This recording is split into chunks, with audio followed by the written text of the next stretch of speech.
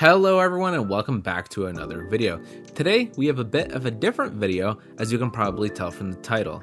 Today we are going to be talking about Tears of the Kingdom's biggest problems.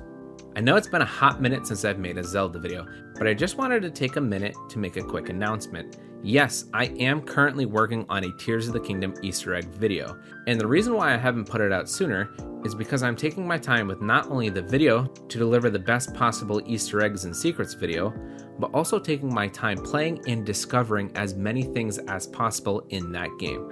I don't want to miss a single thing.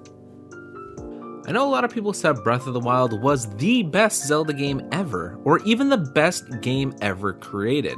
Well, that was until Tears of the Kingdom came out, and now a lot of people are saying this is the best Zelda game, or even the best game ever created. But I think that's far from the truth. Hell, I don't even think this is the best Zelda game ever created. To be honest, I don't even think that either of these games are a top 3 Zelda game, and here's why. The first reason being, well, something I can't hold over the game itself's head too much, but Nintendo did yet another shit job of advertising this game.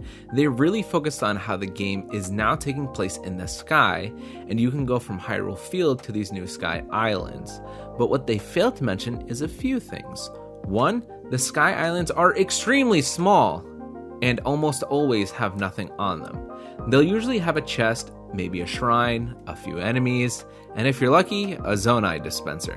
I think you can genuinely explore all of the Sky Islands in its entirety in about 3 to 4 hours. The other thing they barely mentioned or even showed off is the depths. They showed about 5 seconds of it in the second trailer for Tears of the Kingdom. Now, I can almost argue that they did not want to show this area off as they wanted it to be a surprise to the players. However, this is an entirely new land to explore. It is nearly the same size as Hyrule. All those people saying that Tears of the Kingdom should have just been DLC for Breath of the Wild, this would have shut them up entirely, showing them an entirely new land. But no, they focused on the Sky Islands, which, as most people suggested, were very small. The depths offer 100 times more new fun gameplay experiences when compared to the Sky Islands. If anything, I think they should have shown off the depths a bit more and had the Sky Islands more as a surprise to the players. Now, on to the next point. And I guess I'll be the only one to say this, but the temples in this game are just glorified divine beasts. Yeah, I said it, but we all know that it's the truth. You walk into every single temple and they're like, "Link, you must activate these 5 terminals and you shall be granted access to the boss," which was the same exact thing as the divine beast. You found 5 different terminals and then you had access to the boss fight. It's simply just recolored and changed up to look like a temple. Hell, I want the original temples and dungeons to come back. I want locked doors with keys to find, boss keys to look for, levers and switches that open or close areas, puzzles to unlock chests or items, and mini bosses to fight. Hell, anything like that. It's so boring going from one spot of the temple to the next with little to no enemies or challenges blocking you or hindering your progress. But you know what? They did get one thing right with these temples. At least they didn't reskin the same boss over and over again. Yeah, they may have been a bit easy, but you know what? They were at least unique boss fights. Or so I thought. You see, they kind of dropped the ball here. Because you can find all of the bosses from the temples in the depths. I really wish the bosses were unique in a sense of a one-time encounter. It really makes them feel so much more special with that being the case. Just imagine, what if you found King Dodongo chilling out in Hyrule Field? It wouldn't feel so special now when you go to see him in a boss room, right?